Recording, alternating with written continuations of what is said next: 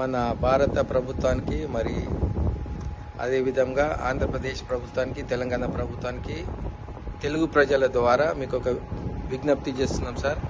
మేమందరము ఇక్కడ 24వ తారీఖు హైదరాబాద్ నుండి బహ్రెయిన్కి మరి టూరిస్ట్ వీసాగా చూడడానికి వచ్చాము. 4 డేస్ తర్వాత తిరిగి వెళ్ళే టైంకి మేము అనుకునే విధంగా ఎయిర్పోర్ట్కి వెళ్ళాక మరి చెక్-ఇన్లో లైన్లో నిలబడ్డప్పుడు బాంబ్స్ పడడము, మరి ఇక్కడ మిజైల్స్ పడడము, దాంతోపాటు అక్కడ కౌంటర్స్ క్లోజ్ చేయడము, గల్ఫ్ ఎయిర్ వాళ్ళు ఏమి స్పందన లేదు.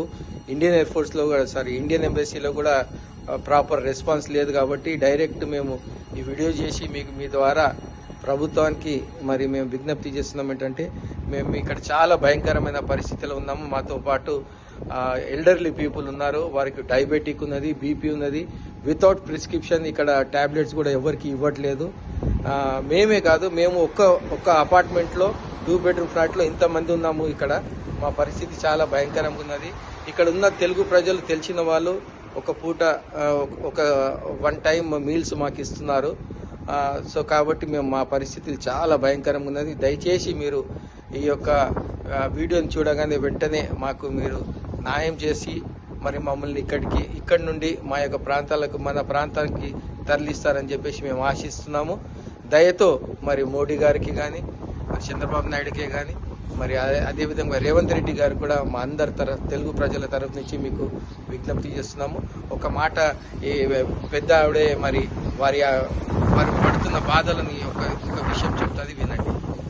నమస్తే సార్, మా దగ్గర డబ్బులన్నీ కూడా అయిపోయినాయి సార్. మాకు తినడానికి కూడా కష్టంగా ఉంది సార్. మీరు దయచేసి మా పట్ల మీరు ఒక డిసిజన్ తీసుకుని మమ్మల్ని మన ప్రాంతానికి తీసుకొచ్చేలాగా ఏర్పాటు చేయమని రిక్వెస్ట్ చేస్తున్నాం సార్. మాకు సహాయం చేయండి, మేము చాలా ఇబ్బంది పడుతున్నాం. మా ఫ్యామిలీస్ అన్ని అక్కడ ఉండిపోయాయి సార్ ఇండియాలో.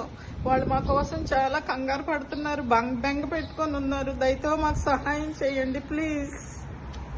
50 సంవత్సరాల పైవారమే మేము ఎంతో ఇబ్బంది పడుతున్నాం. ఇక్కడ ఎంత ఇరుకులో ఉన్నామో మేమే కాదు, మాకన్నా మా స్థానికులు ఉన్న ఆ గృహాల్లో ఉన్న మా బిడ్డలు, మా పిల్లలు వాళ్ళందరూ కూడా ఎంతో కంగారుగా ఉన్నారు. కనుక మమ్మల్ని ఈ వయసులో ఈ యొక్క స్థలం నుంచి మా ప్రాంతానికి మరి క్షేమంగా తరలిస్తారని ప్రభుత్వాన్ని మరి ముఖ్యంగా వేడుకుంటున్నాం.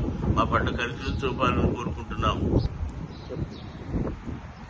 నా వయసు 73 సంవత్సరాలు నేను తెచ్చుకున్న మెడిసిన్స్ బీపీ షుగర్ అయిపోయాయి సార్. తొందరలో నేను ఇక్కడ కొనుక్కుందామని అంటే ప్రిస్క్రిప్షన్ లేకుండా ఎవరు ఇవ్వడం లేదు. దయచేసి మీరు కనికరించి మనం తొందరగా ఇంటికి చేరేలాగా